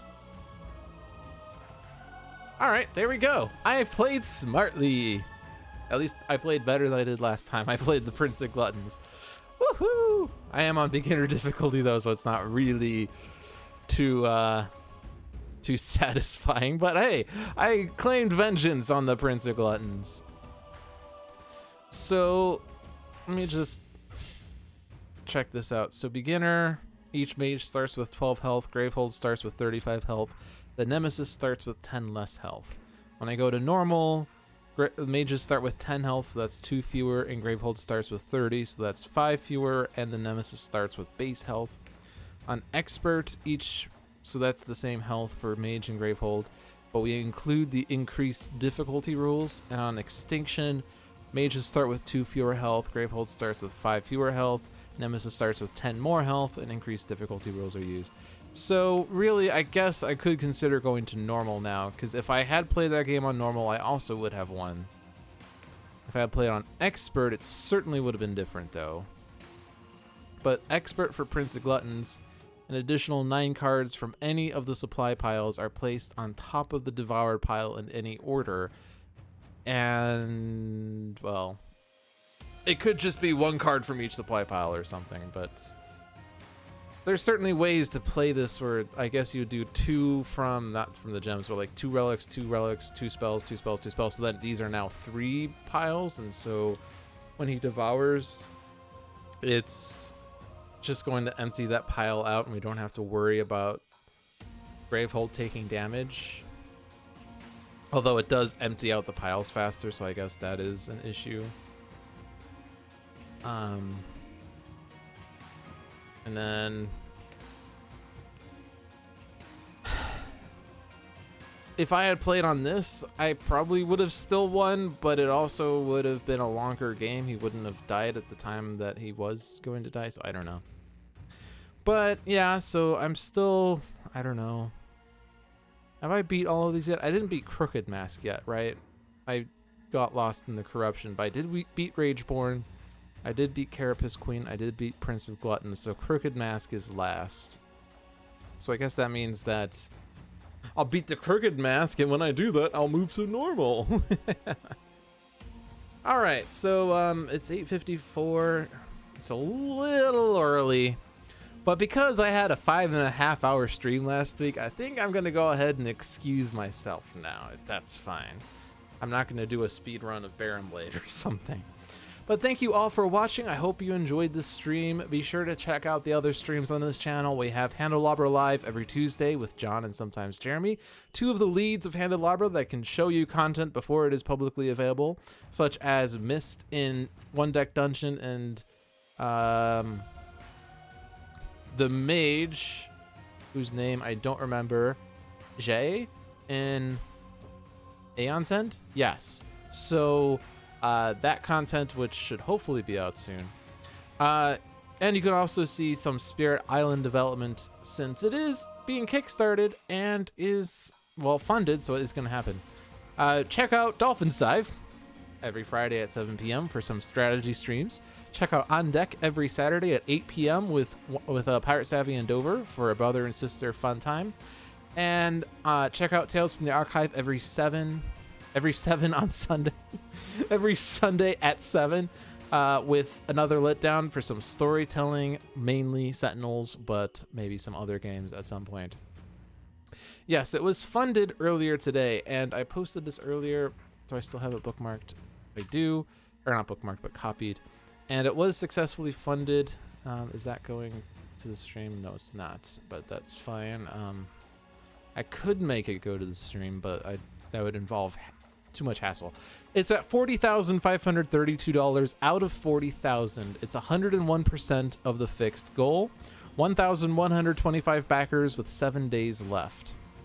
So the funding goal was reached, where Handelabra will adapt and release Spirit Island for Steam. And the further stretch goals at $42,000. We will implement the new playable spirit, including its 4 unique power cards. At 44,000, we will implement the new playable spirit, including the 4 unique power cards. So the 42,000 is called Heart of the Wildfire, and 44,000 is Serpent Slumbering Beneath the Island. At 46,000, Nexus of Sound. Rather than static background tracks, Jean-Marc Giffen will create a dynamic musical landscape for the game. At 48,000, adversarial appearance. Adversary-specific appearance for invader pieces will further customize the game. At 50,000, cartography. Alternate terrain styles will add even more variety to the game. And at 52,000, spirit styles. Alternate spirit artwork will be added for all core game spirits. And hopefully we can reach those stretch goals now that we've funded. People are probably more willing to go ahead and throw money towards a campaign that is guaranteed to run. I have not played Spirit Island personally, but as with all Handelabra products, with the slight exception of Bottom of the Ninth, I guess, I do plan on learning it and streaming it on stream once it does come out. And maybe I'll play it locally so I can see how it works, because I like these kinds of games. They're fun. Strategy's fun. And again, my background is flickering. I guess it's been doing that all stream.